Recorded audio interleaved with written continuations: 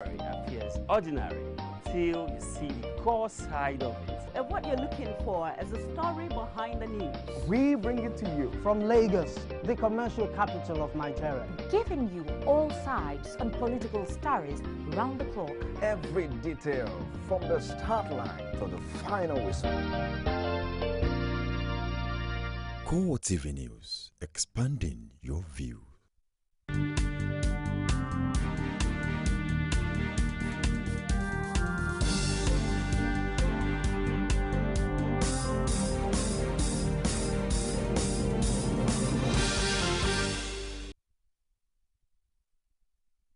This is CoreTV News on the hour with Nifemi Oguntoye. President Goodluck Jonathan has called on the clergy to pray for the peace and stability of Nigeria. Mr. President, who spoke at the Thought Bielsa Thanksgiving Day through the Governor Siraka Dixon at the Gabriel Okara Cultural Center in Yenagua, called on all Nigerians to pray for the continued peace, unity and stability of the country. The president urged all politicians to know that power comes from God alone and not anyone can get to power unless it's the will of God. Speaking in his own capacity, State Governor Siraka Dixon urged people in the leadership position to take the people seriously and see themselves as instruments in the hands of God. The House of Representatives has now warned against any external pressure on the lawmakers to reconvene. Spokesman for the House, Zakari Mohammed, insisted that such a plan was illegal. According to him, there are laid down procedures which empowers only the Speaker to reconvene the House after its adjournment. He spoke against the backdrop of alleged pressure by the leadership of the PDP to force its caucus in the House to reconvene. Well, I think we're very lazy people, a lot of us. If you want to call back the House, there is a procedure. You write to the Speaker. If you write to the Speaker within 1 week, then of course, 1/3, you get 120 members to say, okay, we convene the House. Why not let's follow the rules if they want to? This idea of threatening people, taking our security, trying to shut out, cannot help anybody. Because the institution of the House of Representatives is an arm of government that is a part of a presidential democracy. So as much as possible, we should look at it from that standpoint of view. The Speaker of the House of Representatives, duly elected and duly supported. We don't know of any other Speaker than Aminu Waziri Tambuwal. And all the privileges attached to that office must be provided. Because if you withdraw his security aids, it means that you have made him vulnerable. And that, of course, Nigerians will leave it to Nigerians to judge.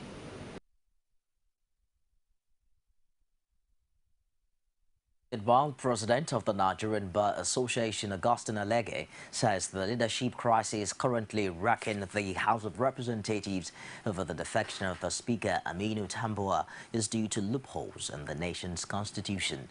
Alege, who spoke to journalists at the end of a meeting of the Midwest Bar Forum, comprising lawyers from Edo and Delta states, says the removal of Tambuwal's security aids is because of the poor administration of justice in Nigeria. He says the nation's constitution did not envisage the defection of either the Speaker of the House of Reps or the Senate President, since they are both expected to preside over the argument of a lawmaker defecting from one party to another. Alege added that the police erred with the withdrawal of the security details of the Speaker because the power to determine whether there had been a breach of the Constitution or not does not reside with the police. Going further, Alege stated that no part of the Constitution says the Speaker or President of the Senate must come from the ruling party, but that it only states that majority members of the House must vote for such an individual, urging Tambuwal to let his deputy preside over his matter and decide accordingly. He also condemned the delay in getting the courts to decide on the case of the lawmakers who decamped from the PDP to the APC earlier, after almost 8 months. And ahead of a scheduled meeting between PDP leaders and members of the party's caucus in the House of Representatives, activist lawyer Festus Keyamo wants the federal lawmakers to set aside party differences to fight off the ongoing encroachment by the executive. In an interview with CoreTV News in Abuja, Keyamo maintained that it is the only way impending chaos can be averted in the nation's democracy. He also noted that Speaker Aminu Tambuwal had every reason to sue the police and the government over the withdrawal of his orderlies. What we are witnessing is the most grievous abuse of power that we are witnessing in the case of Tambuwal. It's not Tambuwal that's on trial, it is the House that's on trial. The House must insist across party lines that the executive must not interfere in their affairs. If they can gather enough people to remove him the next time the House convenes, for Christ's sake, let them do so. Let them do so, but the federal government should not be hiding behind one finger. Using the police now is like somebody trying to hide behind one finger. Because people know those behind. They know that it is the federal government behind the police.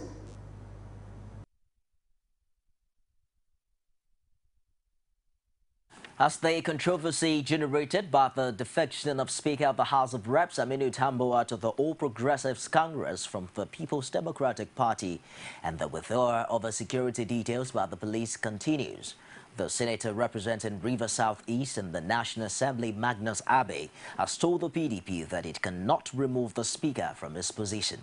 Abe says though the PDP is working round the clock to remove the Speaker, but this will be a very difficult task to achieve since the task to remove him needs 240 votes, which he believes the PDP may not be able to muster. He, however, called on all Nigerians to get up now and reject the move to introduce confusion into the National Assembly and the alleged impunity of the PDP-led federal government.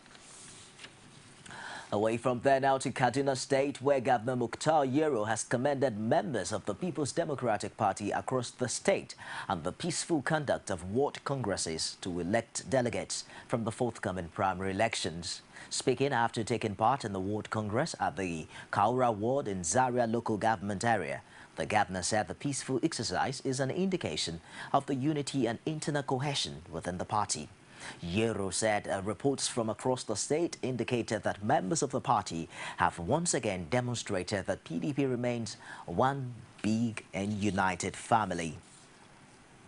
In a quick contrast to that, former Aviation Minister Felix Hayat has demanded for the cancellation of the Ward Congress of the People's Democratic Party in the same Kaduna State. Hayat, who recently picked PDP nomination form to contest the governorship election in the state, accused Governor Mukhtar Yero of hijacking the exercise. He alleged that the names of delegates were prepared from the government house, with all the governor's loyalists making the list. Addressing journalists on why fresh Congress must hold in the state, the aggrieved former minister described the entire Ward Congress exercise, particularly in this Zone 3 Senatorial District, as fraudulent and undemocratic. And still in Kaduna, Southern Kaduna-based coalition of youth groups and non-government organizations has called on PDP leadership to cancel the recently held ward congresses of the party in the state. It hints its call on what it described now as the absence of level playing field for people to choose their delegates. The group, which made this call in a press statement signed by its National Secretary Sunday Kasai, also threatened that failure to organize fresh Congress will lead to a public protest. As the 2015 general election approaches, youth have been urged to be agents of positive change. This call was made at the first walk for positive change held within the confines of Agege Constituency 1 by a group led by Owolabi Olateju, a youth activist and aspirant for the constituency seat in the Lagos State House of Assembly. Kazim Kasali was part of the walk. His report is presented from our studio. And work for positive change. The walk took the participants through areas in Agege such as Otubu, Moshalashi Alaja, and others, and terminated at its start-off point, the LSDP Dairy Farm Estate in Agege, with the participants dancing, singing, and reaching out to both the old and young to be part of what the convener Owolabi Olateju says is a parading shift for all Nigerians to change the way things are done in our sectors positively. The primary aim of positive change is to promote employment, to promote empowerment, and to see how we can elevate the living condition of people starting with the Agege Metropolis. We intend to carry this initiative to other constituencies, and we started with Agege. and we also aim to promote good governance. Talk is cheap, and I think we've made a big statement with this work we just concluded. People can see that we are serious. We have a series of media houses here, media houses that cover most of the local stations here in Nigeria, and we can see the people, you can see the support, you can see that people want a change, people want a positive change, and we are motivated, and we will not look back from this.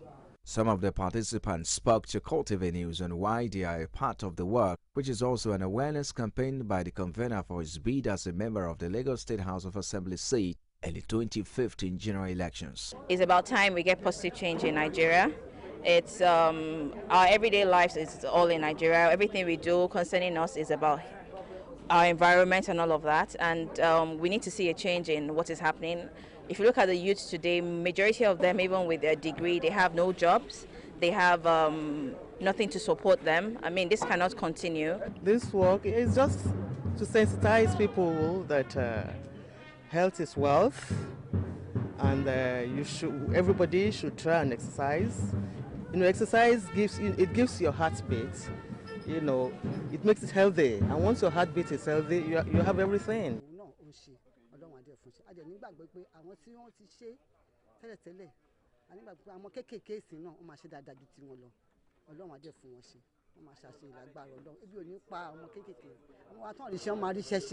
Though the work, which was according to the participants invigorating, has come and gone, it is only hoped that the message of change will be one that will be taken on board by all Nigerians.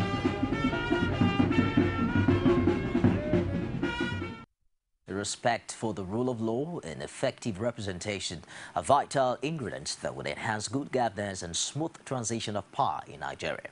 Oluwaseyi Adegoke was at a public lecture organized by the Lagos chapter of the Enugu Youth Agenda and brought back the support of the lecture aimed at promoting good governance. The event tagged Agenda for Good Governance and Smooth Transition was put together by the Lagos State chapter of the Enugu Youth Agenda, with the state coordinator of the group, Ima Abugu, saying that youth must come together and pull in the same direction. We the youth need to come together and get a forum where our voice must be heard. And I tell you, that voice must be heard. Chairman of the occasion, Ted Ojimba, says the processes that brings leadership to a nation must not only be seen to be transparent, but must lead to transparent leadership. Political consciousness is being awoken in our youth. Youth have never participated in politics as they are showing interest today. And I congratulate you, because the youth of today is going to be the elders of tomorrow. For his part, guest speaker at the lecture, Chima Nnanji, says there must be equity in governance. Good governance involves some cerebral content. You must have some innate ideas about how things can work and how to work out those things that can work. Because by you handing over your sovereignty to this group of people, you should go to bed and sleep. The organizers call on all Nigerians to work together with the government to realize the aim of good governance and smooth transition of power in the nation come 2015. Oluwaseyi Adegoke, CoreTV News, Lagos. You're watching CoreTV News of the hour from Lagos, Nigeria. We'll take a break now and we'll be back with more stories. Don't go away. From time immemorial, women have birthed life, shaped character, and by extension, influenced the society. Moremi of Ife, Emoten of Benin, Queen Aminat of Zaria, all women of influence and power. Whether it's before election, after election. How ironical. Women being so powerful, yet have few grounds in decision making. They see you as a wife, and I see you as a wife to a man. We are talking women in politics. A woman will be bold enough to stand up and say, I want to become president of Nigeria. Only on CoreTV News. Welcome back. With the gradual unraveling of the reported ceasefire agreement between the federal government and the dreaded Boko Haram sect, National President of a Lagos-based Muslim organization, the Companion Musabao Oyefeso, has called on the federal government to do more in the move to end the criminality of the sect, even as the government insists that there is indeed a ceasefire in place. My position has always been the president has failed us. He should not even seek re-election. I can even see the insult. As at the time he was seeking a re-election or the endorsement of his party, there were a series of bombings showing rejection of his position. He is the commander-in-chief of the armed forces. He has all the powers. He has all the resources. In fact, people will say he's the most powerful president we have in the world, because he has so many appointments to make. He can always hoodwink all the other institutions to ensure that they toe his line. Everybody has given him cooperation on this matter, and yet he failed us.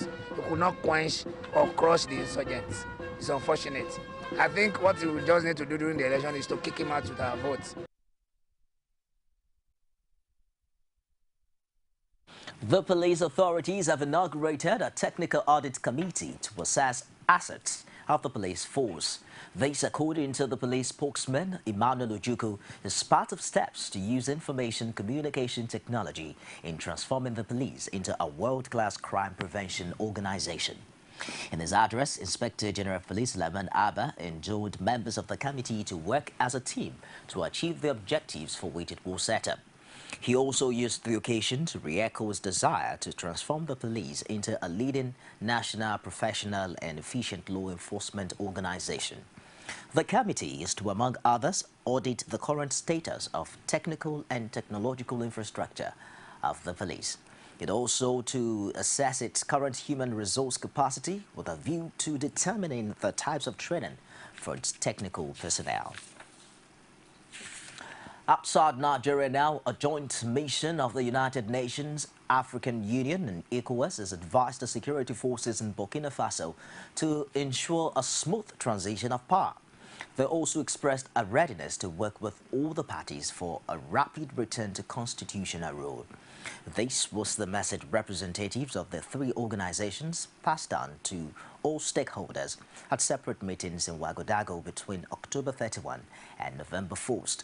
The communique issued after the three-day visit, the joint mission also appealed for the restoration of security as well as an end to acts of vengeance and witch hunting in the country. Before leaving Ouagadougou, the diplomats sought safety guarantees for the ousted President Blaise Compaoré and members of his government. The United Nations-backed Intergovernmental Panel on Climate Change has made a call for a stop to be put the unrestricted use of fossil fuel by the year 2100 if the world must avoid a major climate change catastrophe. The panel, in its latest report, says fossil fuels without capture and shortage should be phased out almost entirely by 2100, positing that all of the world's electricity must and can be produced from low-carbon sources. IGPCC Chair Rajendra Pachauri says a rapid phase-out of high-carbon emitting sources of energy is vital to ensuring that temperature increases are kept below 2 degrees centigrade by the end of the century. 3 previous reports from the IPCC issued over the past 13 months have all outlined the causes, impacts and the potential solutions to climate change. The synthesis boils the 3 points into one, with the sole intention of informing politicians engaged in attempts to deliver a new global treaty on climate change by the end of 2015. And that wraps it this hour on CoreTV News. Do join us again at the top of the hour for more stories. I'm Nifemi Oguntoye. Thanks for being there.